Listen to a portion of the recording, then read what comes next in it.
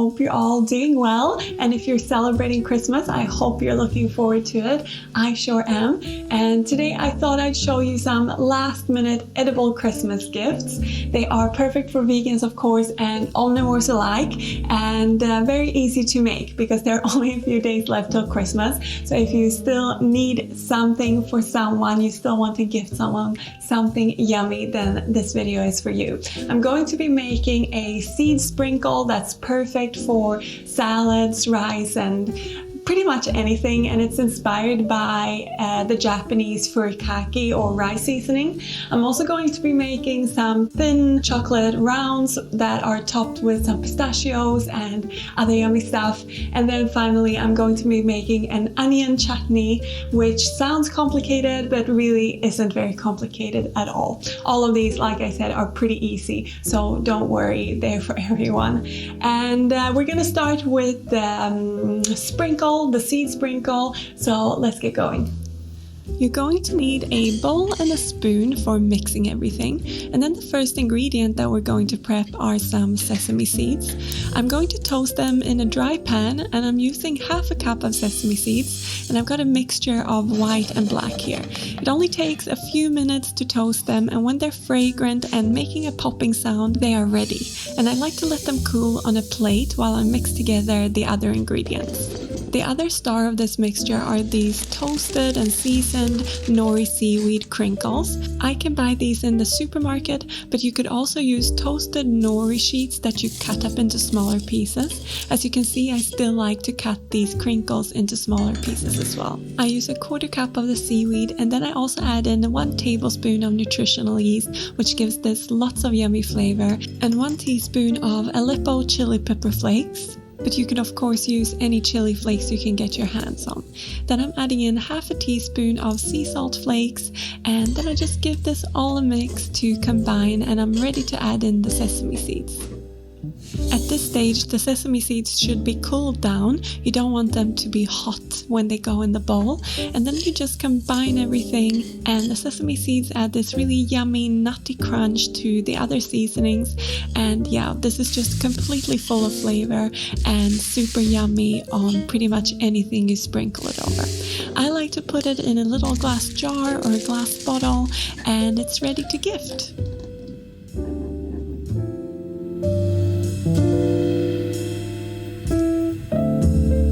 So this was my take on Japanese furikake, and I really like it on pretty much any salad, any nourish bowl, anything with rice. It adds lots of flavor and a little bit of crunch. But there are of course also other sort of seed seasonings or sprinkles that you could make if you're not that into seaweed. For example, I've made here on the channel some tamari roasted seeds and nuts, and I've also made dukkha before, which is a Middle Eastern spice and the sort of nut and seed blend that you can pretty much top anything with. It's really great on hummus, for example. So I'll make sure to link those down below and put them in the cards up here as well, so that you can check that out if you want to. Now, before I move on to the second gift, I want to thank Skillshare for sponsoring this video. And Skillshare is another great last minute gift. You don't have to go anywhere to get it. And it's perfect for someone who's a creative or someone who just wants to tap into their creative side and learn something new. Because it's an online learning community with thousands of classes on different creative topics like graphic design, photography, videography, drawing, painting, you name it, it's on there. What's also really great about Skillshare is that it's curated specifically for learning, which means there are no ads, and they're always adding new premium classes to the platform so you can stay focused and discover new things. The most recent class that caught my eye is called Modern Flowers, Arranging a Stunning Centerpiece. And in the class, Michael and Derek Putnam dive into how they consider colors and shapes in their arrangements. And even though we don't share the same medium, I feel I'll be able to apply this process and their thoughts onto my own work.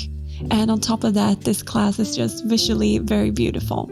So if you would like to try out Skillshare for yourself or gift it to someone, then the first 1,000 of you to use the link in the description box will receive a 1-month free trial to Skillshare to try out all the classes. But now let's make some chocolate gifts. I'm going to make some really thin rounds that we're going to decorate with some chopped up nuts, and I've got some floral sprinkles, which is really fun, and they actually look really pretty as a gift, so let me show you how to make them. Again, you're going to need a bowl to get started with this recipe and a 100-gram bar of dark chocolate. I'm using 70% and I'm using a chocolate that I know tastes good. And then I break it into smaller pieces into that bowl, and I'm going to melt the chocolate over bain-marie, which means that you bring a pot of water to boil and then place the bowl onto the pot of water so that the steam will heat the bowl from the underneath and the chocolate can gently melt in the bowl. I like to use a spatula to move the chocolate around to make sure it all melts nicely, and when it's smooth like this, it's ready to be poured into any shape you like. Before I pour my chocolates though, I'm going to prep some pistachios that I'm going to top them with. So I'm using unsalted toasted pistachios, and I'm just chopping them into smaller pieces with a knife. Then I use a tablespoon to dollop the melted chocolate onto parchment paper. And as you can see, I've put the parchment paper onto a wooden chopping board, but you can put it onto any flat surface just so that you can transfer it into the fridge later without moving the chocolate discs around. And my chocolate discs aren't perfectly round, but I think that's the charm of homemade gifts. As you can see, I just used the back of the spoon to spread them out a little bit, and then I topped them with the pistachios I just cut up. You can use as much or as little toppings as you like. I'm trying to go for this half-filled round. And next I'm going to add on some of these floral sprinkles. They add a very beautiful, visually interesting look and a subtle fragrance and flavor as well.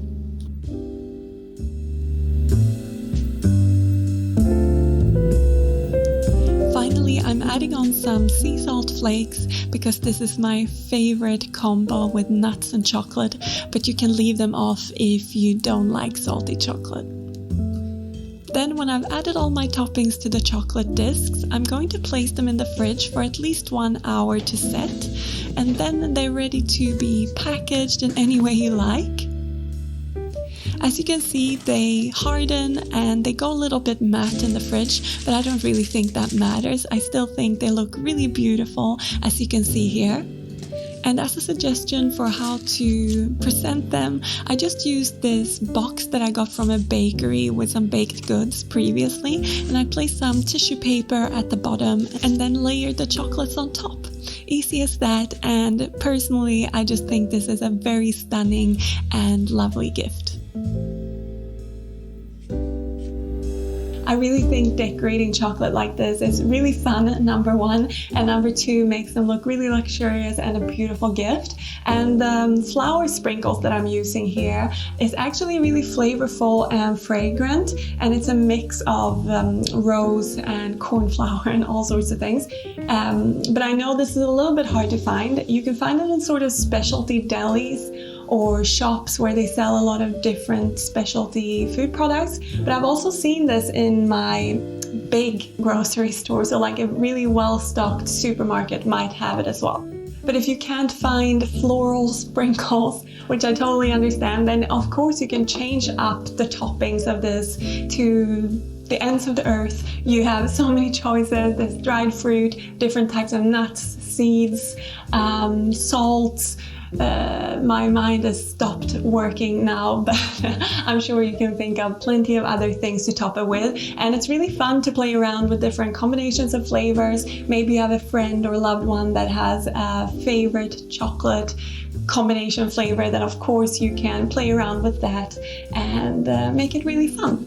But now let's make the last gift, which is the onion chutney, and it's the one that takes the longest time to make really, but it's really very simple, so let me show you. To make a small jar of the onion chutney, I'm going to peel and slice about 6 medium-sized red onions, and that's about 475 grams if you're using a scale.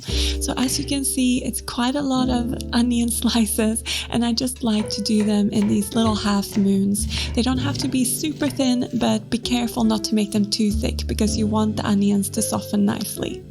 When you've finished all the slicing, add 3 tablespoons of olive oil to a frying pan or a skillet and heat it over low heat. Then add the sliced onion and allow it to soften over the low heat.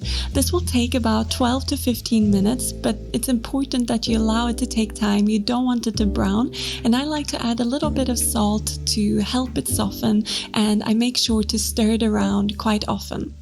After those 12 to 15 minutes, you can see how the onions have really softened and become more translucent, and then you're ready to add in the other ingredients. So first I pour in 1/3 of a cup of white balsamic vinegar, and I'm also adding 3 tablespoons of muscovado sugar or soft brown sugar. I'm also sprinkling in 1/2 teaspoon worth of Aleppo chili flakes, but you could use any type of chili flakes you like, and you could go up to 1 teaspoon if you like it spicy. Then I stir it around, I turn down the heat, and I place a lid to half cover it, and I allow it to softly saute for about 35 to 40 minutes. I make sure to stir it often, and after those 35 to 40 minutes, it's finished. I always like to check it at the end for seasoning and often end up adding a little bit more salt and just stir it through.